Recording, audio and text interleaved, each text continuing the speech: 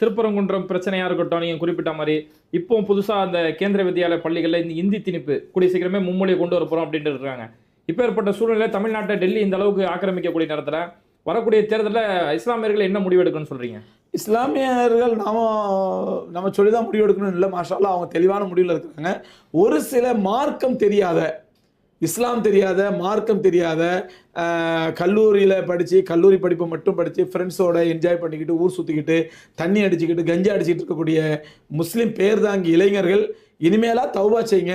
உங்களுடைய நல்லொழுக்கத்தை கற்றுக்குங்க. நல்லொழுக்கத்தை கற்றுக்கிட்டு நம்முடைய ஈமான், அல்லாஹ் கொடுத்த ஈமான் முக்கியம் நினைங்க. அந்த ஈமானை பாதுகாக்க வேண்டும் என்றால் இங்கே திமுக தான் ஆதரிச்சாகணும். ஏன்னு சொன்னால், இல்லைன்னு சொன்னால் அது ஏடிஎம்கே, திமுக மாற்று ஏடிஎம்கே கபலீகரம் பண்ணிட்டான்.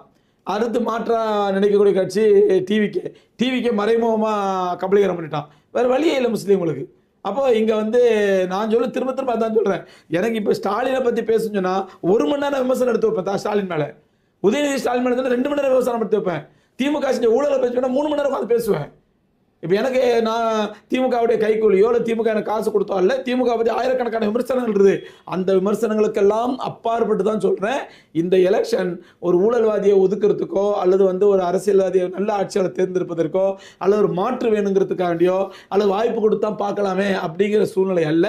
முஸ்லீம்கள் தமிழ்நாடு மாதிரி அமைதி பூங்காவா நிம்மதியாக தொழுதுகிட்டு வணங்கிக்கிட்டு அவங்க இஸ்லாத்தை ஃபாலோ பண்ணிக்கிட்டு இருக்கணுமா, இல்லை யூபி மாதிரி தினம் செத்து பிழைக்கணுமா என்பது தீர்மானிக்கக்கூடிய தேர்தல். அதனால தான் முஸ்லீம்களை சொல்கிறோம், முஸ்லீம்களே இது நாம் ஈமானோடு வாழ வேண்டியதான் முக்கியம். இல்லைன்னு சொன்னால் இன்னைக்கு யூபியில் நினைச்ச நேரத்தை நினைச்ச பள்ளியாசல் இடிக்கிறோம். 300 வருஷம் பள்ளியாசலை போன வாரம் இடிச்சுவிட்டு யோகி டிக்ளேர் பண்ணுறான். ஏன்னா கண்ட இடத்துல பள்ளியாசல் கூட உங்கள் அப்பா வீட்டு சொத்தா இது, கண்ட இடத்துல பள்ளியாசல் கூட உங்கள் அப்பா 300 வருஷமா இருக்குது பள்ளியாசல். அது என்னவா ஒழுங்கான டாக்குமெண்ட் இல்லையா, அது என்ன பண்ணுறாங்க, கவர்மெண்ட் இடம் இது அப்பா மூட்டு சொத்தா, அந்த மாதிரி வெறிப்பேச்சு வெடிச்சது மட்டும் இல்லாமல் இது உங்கள் அப்பா மூட்டு சொத்தா, அவங்க கட்டிடத்தில் பள்ளியாசல் கட்டுறதுக்கு இது அரசாங்க சொத்து அப்படின்னு சொல்லி திமிரோட பேசுறது, ஆணவத்தோட பேசுறது, முஸ்லீம்களை அங்கே கூனி குறுகி பண்ணிக்கிறது, தங்களுக்கு கிடைக்க வேண்டிய நியாயமான ஹக்கை கூட நியாயமான உரிமை கூட கிடைக்க முடியாமல் அவங்க அப்படியே கூனி குறுகி போய் வாழக்கூடிய நிலை தமிழகத்தில் வரணும்னு சொன்னால் முஸ்லீம்கள் விஜய்க்கு ஓட்டு போடுங்க.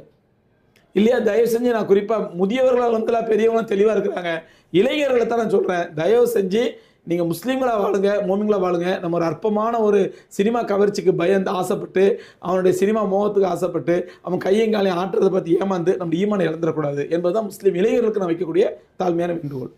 சரிங்க மோனா, இந்த ஒரு குறுகிய நேரத்தில் தமிழ்நாடு அரசியல் சம்பந்தமான பல்வேறுபட்ட நிகழ்ச்சியில் தெளிவுபடுத்துறீங்க. நிகழ்ச்சியில் கலந்துட்டு ரொம்ப நன்றி. கண்டிப்பாக அடுத்த நிகழ்ச்சியில் சந்திப்போம்.